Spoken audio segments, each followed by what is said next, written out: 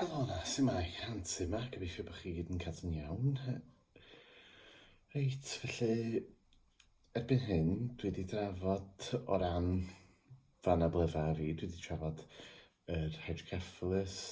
ac dwi wedi trafod yn angolwg, felly mae hynna'n gadael yr Gwendid sy'n gen i lawr ochr de fy nghorff. Dwi ddim yn meddwl bydd hyn yn fideo hir iawn, ond cawn weld. Felly o ran y Gwendid lawr ochr de fy nghorff, mae hynna wedi bod gen i ers o'n i'n 5 wthnos oed, a be oedd achos hynny wedyn oedd pan ges i'r shunt, rhywbeth nes i drafod yn ystod y fideo hydrocephalus. Pan ges i'r shunt, mi aff rhywbeth o'i le, dwi ddim yn hollol siŵr be, ond yn ystod y llawdriniaeth, mi ges i rhywbeth sydd wedi cael ei disgrifio i mi yn debyg i stroke. Ac fel canlyniad i hynny, mi ges i fy nghadlysu lawr ochr de fy nghorff. Yn sgil hynny, ac yn sgil mater yr hydrocephalus, of course, oedd arbenigwyr yn deud wrth mam a bydd Anthony yn gaeth i gadael olwyn am yr oes, fydd o'n methu siarad, fydd o'n methu gwneud hyn, fydd o'n methu gwneud llall. Wel, jyst er mwyn profi rhywbeth. Dwi'n sefyll fan hyn yn ddigon di-drafferth, felly, ac yn siarad, of course. Felly, yn amlwg, sydd hynny ddim yn wir, ond dyna oedd yr gofidion yr arbenigwyr ar y bryd, a wedyn, of course, oedd nhw'n pwysleisio pob dim mewn modd eisiau negyfol digwyr, ond na, mewn benderfynol, o'n i'n mynd i gerdded beth bynnag am y Gwendid yma o'r ochr de fy nghorff. O'n i'n mynd i gallu defnyddio fy mraich de, a dwi'n gallu symud y braich de yma fel dim,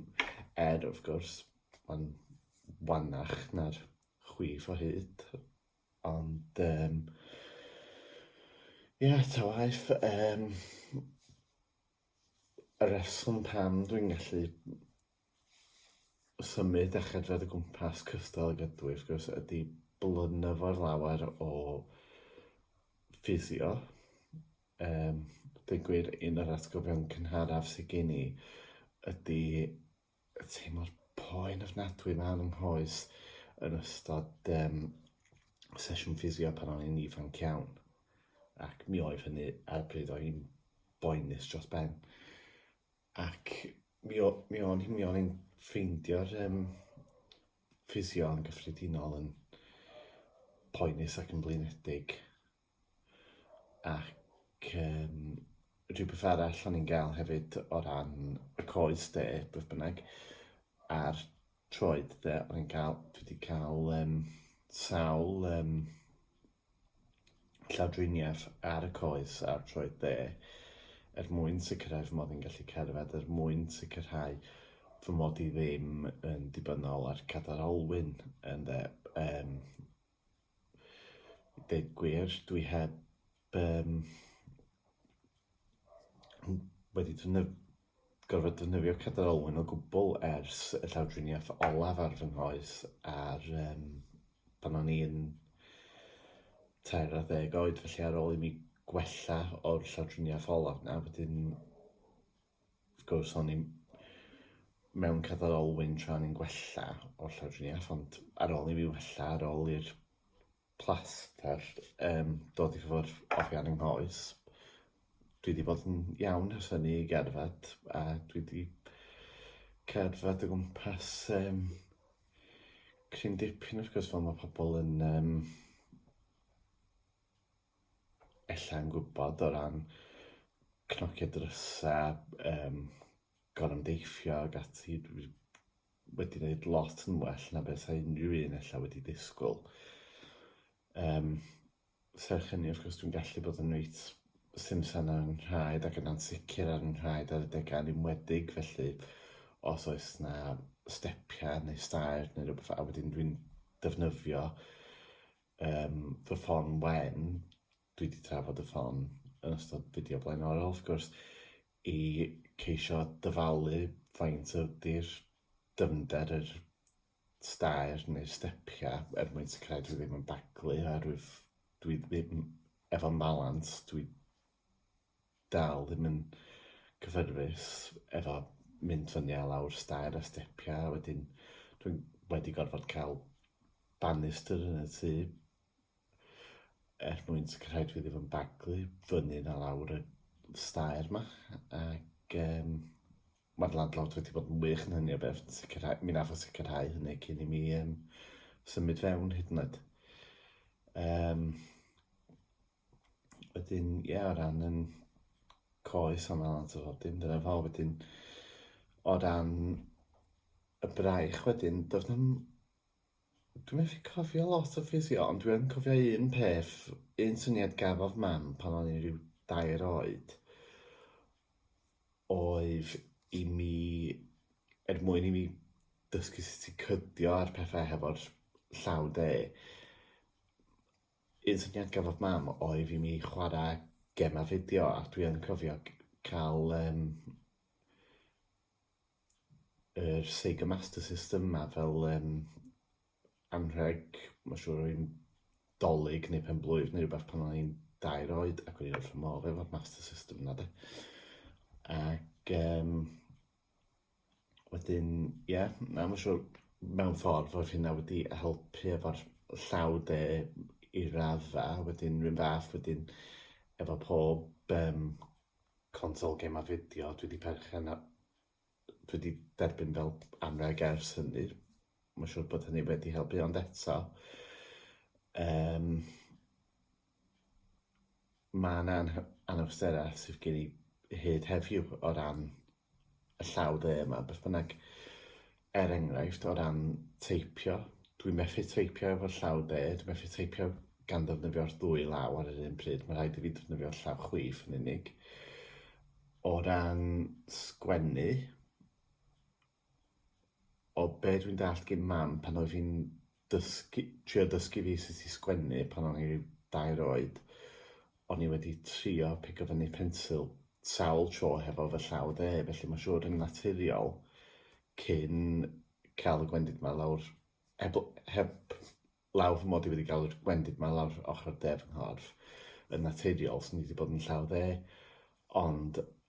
oherwydd y Gwendid yma, o'n i methu pigo fyny pensil. Dyna mor gwan oedd yn llaw de ar y pryd.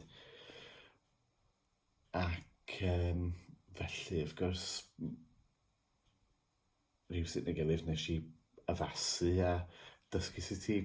sgwennu efo'n llaw chwith yn lle. Problem efo hynny, wrth gwrs, wedyn ydi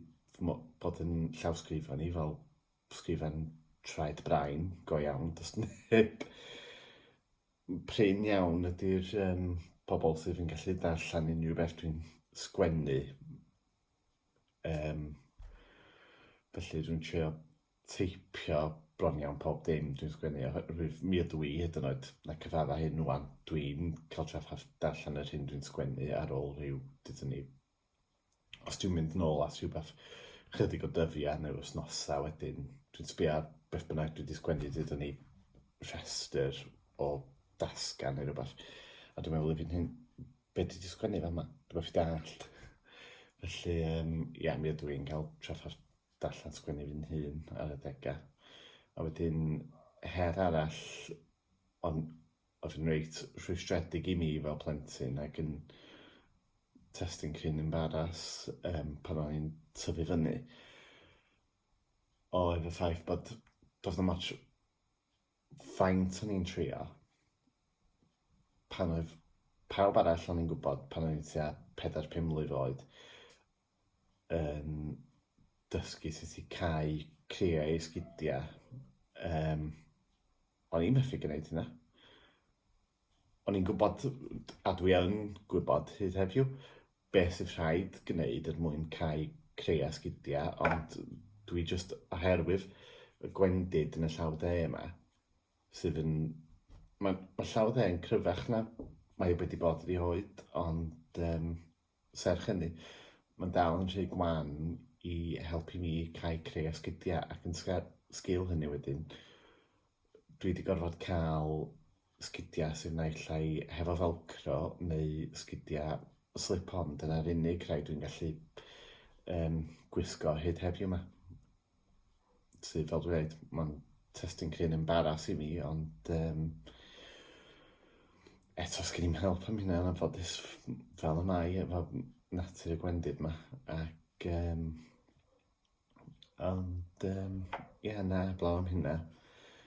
Her arall sydd wedi bod, wrth gwrs, dwi wedi methu yn llwyr dysgu sut i reidio beic oherwydd, fel dweud, mae'r Gwendid lawr ochr def yng nghorff yn golygu bod ydy y balans ddim gen i aros ar gefn beic. Dwi'n cwympo fi ar y beic pob tro dwi'n wedi trio lle, felly na, ond eblaw am rheini dweud gwir, tydi'r Gwendid lawr ochr def yng nghorff heb profi'n gormod o rhwystyr i mi, lle. Felly, na, dwi wedi bod yn lwcus iawn ac yn sicr dwi'n wedi gwneud yn well o lawar na be oedd unrhyw un o'r arbenigwyr honedig wedi rhagweld. Felly, dwi'n reit hapus efo hynny, ddweud gwir. Reit, felly dyna fo am heno yma, dwi'n meddwl, ac dwi'n meddwl, rwan fy mod i wedi trafod pob dim ar wahân, dwi'n meddwl yn ystod y fideo nesaf na i trio jyst rhoi rhyw trosolwg cyffredinol o'r bywyd dwi wedi cael efo'r anableddau yma ac yr pethau positif sydd wedi deillio hynny a'r heriau dwi wedi gwynebu yn ei gystal. Felly, dyna beth dwi'n meddwl na i drafod yn ystod y fideo nesaf. Felly, hwyl am y tro, cadwch yn ddiogel ac nos da, hwyl.